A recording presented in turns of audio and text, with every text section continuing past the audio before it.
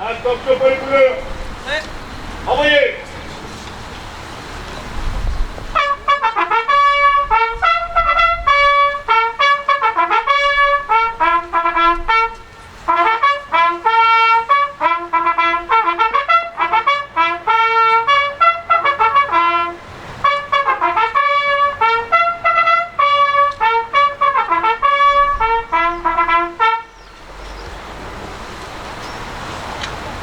Vraiment.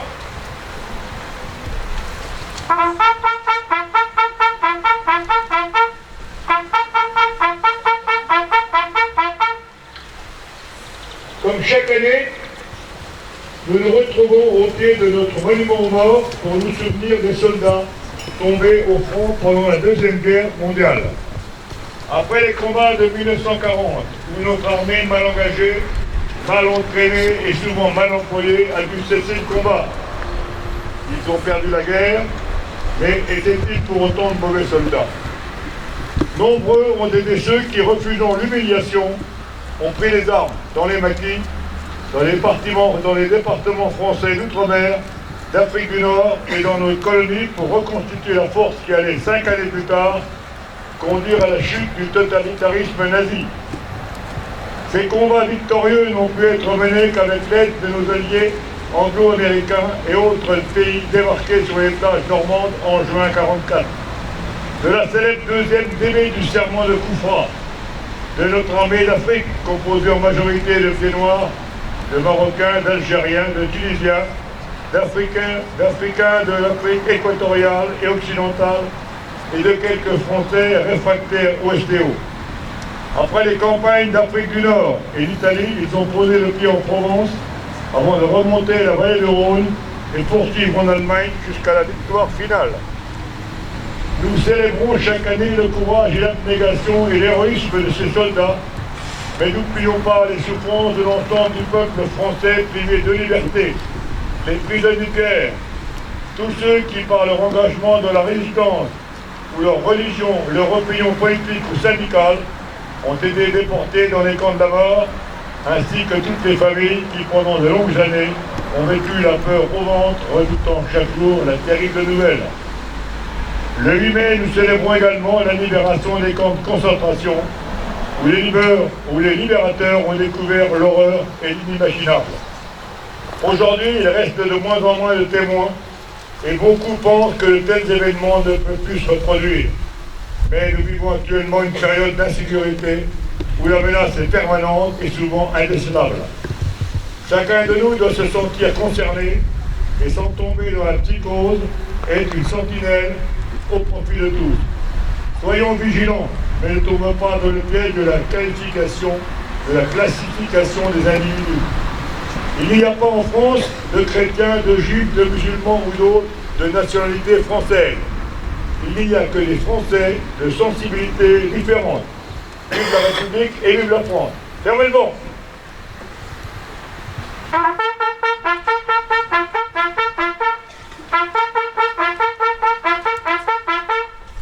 Ouvrez le banc.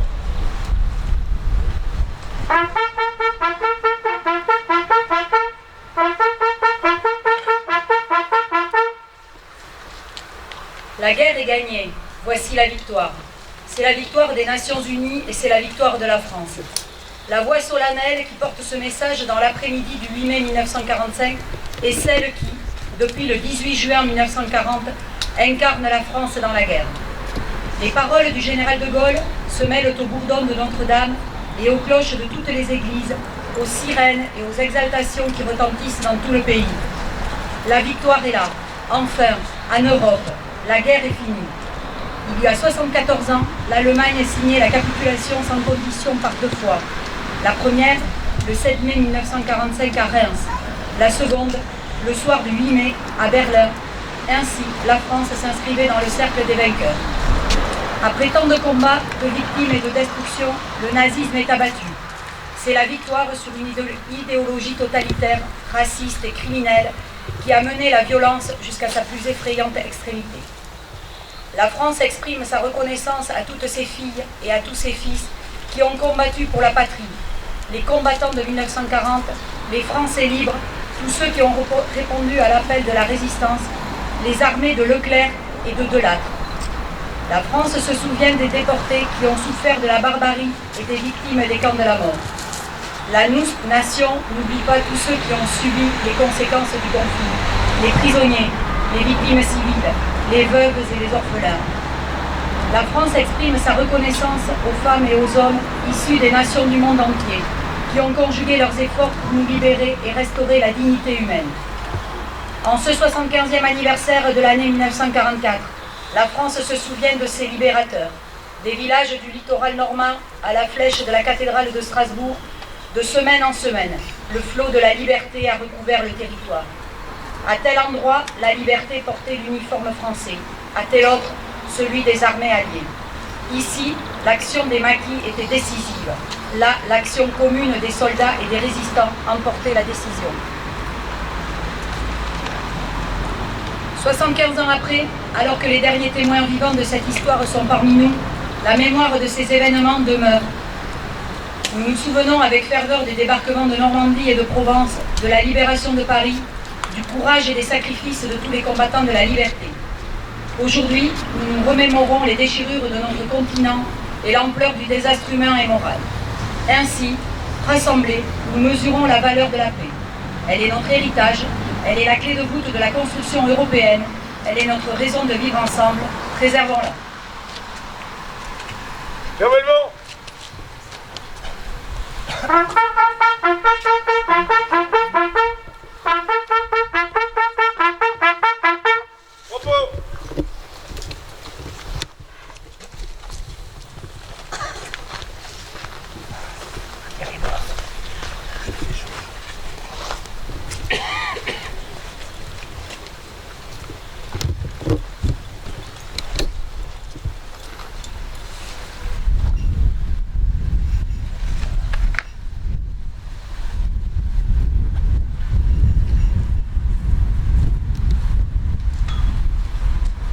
Calmez-vous.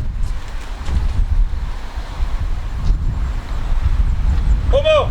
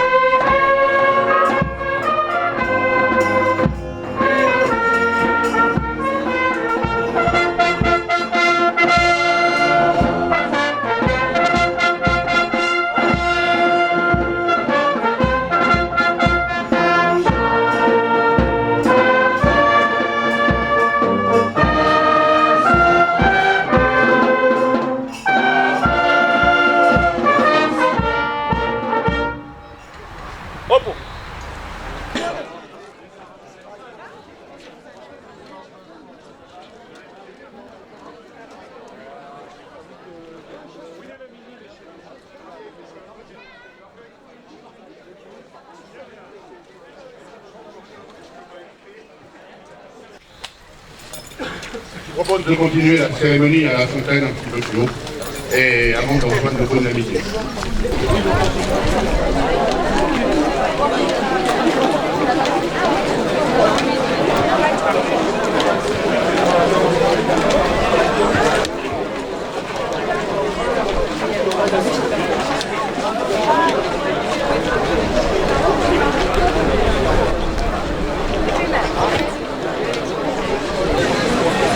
C'est bon? Non.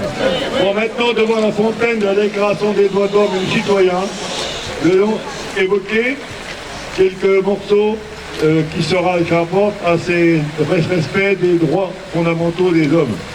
D'abord, les deux jeunes filles à ma gauche vont vous lire quelques couplets de la chanson de Jean Ferrat, Nuit et brouillard. Ils étaient 20 et 100, ils étaient des milliers, nus et maigres, tremblants dans ces wagons plombés, qui déchiraient la nuit de leurs ongles battants. Ils étaient des milliers, ils étaient 20 et 100. Ils se croyaient des hommes, ils n'étaient plus que des nombres. Depuis longtemps, leur dé avait été jeté.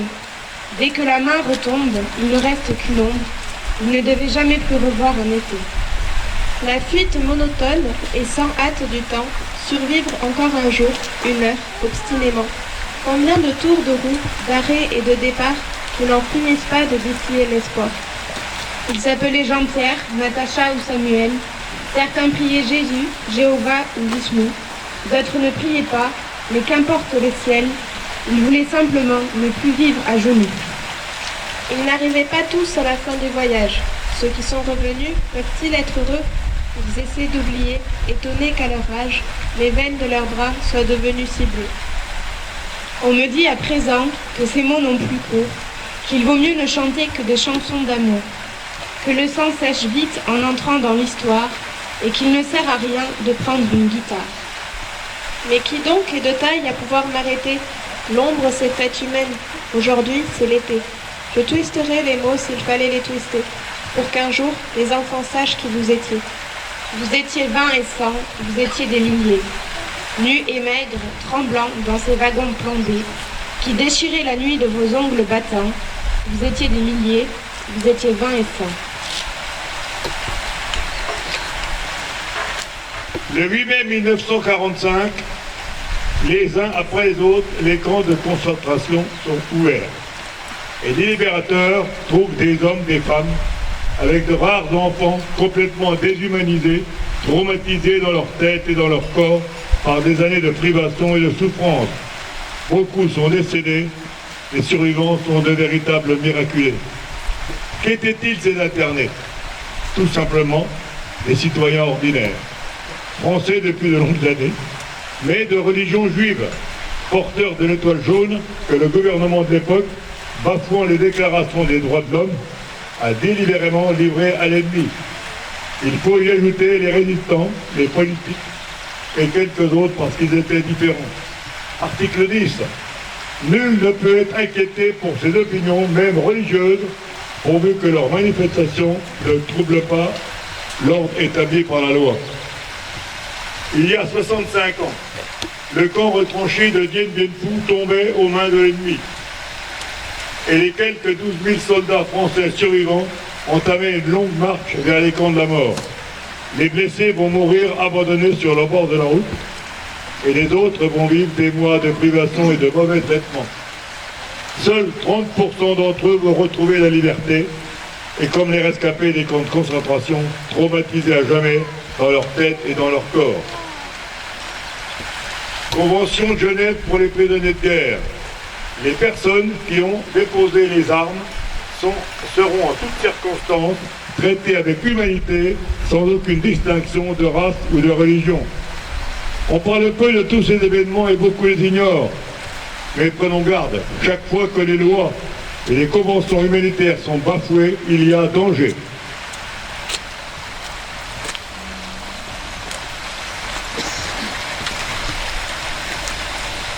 Chers Pouillonnaises, chers Pouillonnaises, chers amis, le 8 mai est l'occasion de transmettre une mémoire et nos traditions. La tradition, d'abord, c'est honorer nos cendres. C'est ce que nous avons fait au Monument aux Morts. C'est ce que notre ancien vient de faire ici. Mais la tradition, c'est également aviver la flamme, Rappeler la mémoire des 6 millions de juifs déportés et leurs sorts différents en fonction des circonstances et de l'ancrage humaniste des populations. En Pologne, sur les 3 millions de juifs qui existaient au départ, 2,3 millions n'ont pas échappé à l'Holocauste. 83% de la population juive a été exterminée. En France, c'était 23%. Rappelez la rafle du Veldiv le 16 juillet 1942, occasionnait la mort du quart des 42 000 juifs français morts en déportation. Aviver la flamme, c'est rappeler par exemple le sauvetage des 7200 juifs danois par la Suède sur les 17 800 demeurant sur place. Moins d'1% des juifs danois sont décédés du fait de la déportation, à opposer aux 23 000 juifs français. L'action de la population a été absolument indéniable. Ils se sont défoncés pour les évacuer, avant même que la rafle pût avoir lieu. Rappelez le panache et le charisme des 130 marins de l'île de Saint. La totalité des hommes valides de l'île a rejoint Londres le jour même de l'appel du 18 juin, parmi les 400 premiers compagnons de la libération. Rappelez Dien Bien Phu, bien sûr, mais je ne ferai pas offense à mes anciens combattants d'Algérie, mais rappelez que le jour de la victoire, le 8 mai 1945, contre le nazisme et son cortège de massacres, c'était le massacre du 8 mai 1945 par les troupes coloniales en Algérie, avec 25 000 morts en une journée. Nous étions ici pour honorer notre identité française et européenne, certes, mais le besoin également de l'inscrire dans des valeurs plus universelles, exemptes de racisme, de populisme, de visions politiques extrémistes de tous bords. Gardons notre libre arbitre, soyons vigilants, fuyons les populismes nationalistes, les visions raccourcies des périls de ce monde. Maintenir, sauvegarder, renforcer nos traditions, c'est certes honorer nos cendres, mais c'est surtout aviver la flamme. À la veille des élections européennes, je ne demanderai de pas l'oublier. Je vous remercie.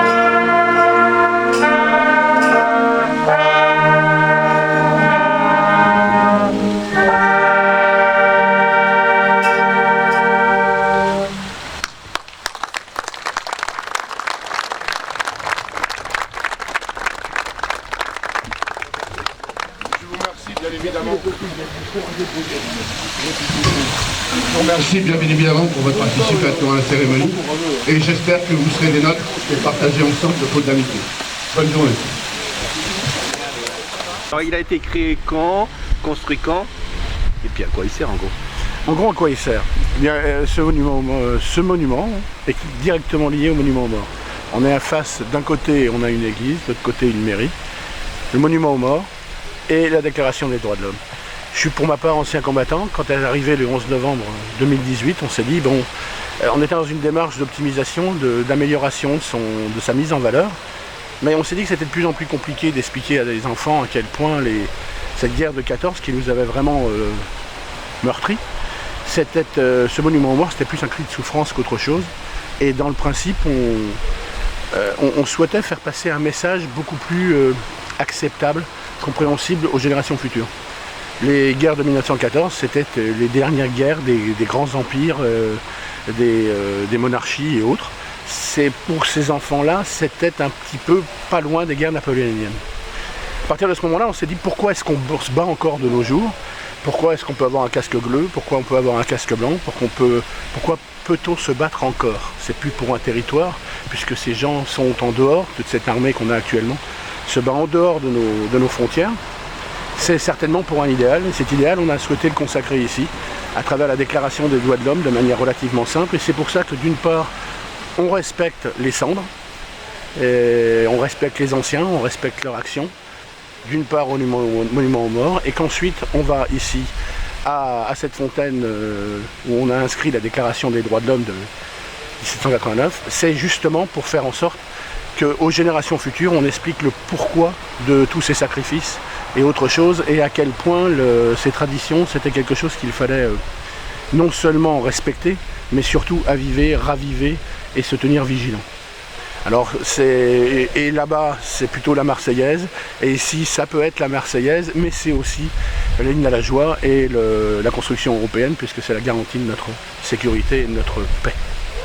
Voilà pourquoi on a fait ce truc-là. Ce truc-là. Et l'idée de la fontaine, c'est pas mal, ça fait un peu comme le mémorial du 11 septembre à New York, où c'est des murs d'eau. L'eau qui coule, ça rappelle que voilà, c'est un cycle, que c'est permanent, qu'il faut s'en... Il y a une image là-dedans. Il y a une image, mais ça s'inscrit plutôt dans la valorisation du centre-bourg, avec une volonté de créer quelque chose de convivial. Vous voyez, c'est bon, ça fait en sorte que les enfants, bon, de temps en temps, s'assoient là. Ils n'ont rien à faire, ils attendent leur bus ou autre chose, ça leur permet de lire un petit peu, et puis de comprendre un certain nombre de réflexes, qu'on a peut-être oubliés. Tout est autorisé, sauf ce qui est interdit. Généralement, c'est plutôt l'inverse en France maintenant, dans certaines catégories. Ici, on s'est écrit dans les droits de l'homme, tout est autorisé, sauf ce qui est interdit. C'est important. Donc, c'est un élément du paysage. Nous avions auparavant un escalier dans le cadre de Vigipirate. Le collège a souhaité qu'on le supprime. On l'a compris. Et puis, alors, on s'est dit qu'est-ce qu'on pouvait mettre de position centrale. Donc, ça va donner. Les travaux sont encore en cours. Mais vraiment, l'idée, c'est de faire en sorte que les gens se retrouvent dans cette identité. Je l'ai dit tout à l'heure, il y a l'identité. L'identité française, c'est le respect des valeurs traditionnelles, c'est le respect des anciens, c'est le respect d'une culture. Mais en même temps, elle doit intégrer l'universalité. On parle de mondialisation ou d'autres choses. Il y a des gens qui regardent à l'heure actuelle le monde passé. Avant, il fallait 20 ans pour qu'un message passe d'un côté de la planète à l'autre. Maintenant, il faut un dixième de seconde. Il y a des gens qui se retranchent sur leur identité parce qu'ils ne voient pas cette nécessité d'universalité. Tout le monde, même en France, commence à voir des McDonald's. Puis ces McDonald's, c'est pas bien, c'est les Américains. Oui, mais d'un autre côté, on a plein de restaurants français dans le monde, on a plein de pizzerias dans le monde, et il y a plein de restaurants vietnamiens qu'on apprécie, et puis il y a plein de choses. Il faut s'ouvrir. Donc c'est une nécessité d'ouverture et montrer que l'homme, finalement, c'est une valeur... l'homme a des principes universels qu'on doit respecter, qu'on doit développer, puis surtout qu'on doit transmettre.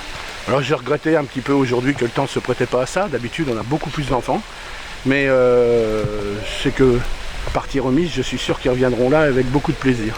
Et j'invite tous ceux qui me suivent là, à essayer de faire quelque chose un peu dans ce style, parce que c'est important de transmettre aux générations futures autre chose qu'un cérémonial devant une tombe, quelque part. Ce n'est pas antinomique, mais à mon avis, ça doit être associé. C'est fondamental. Voilà.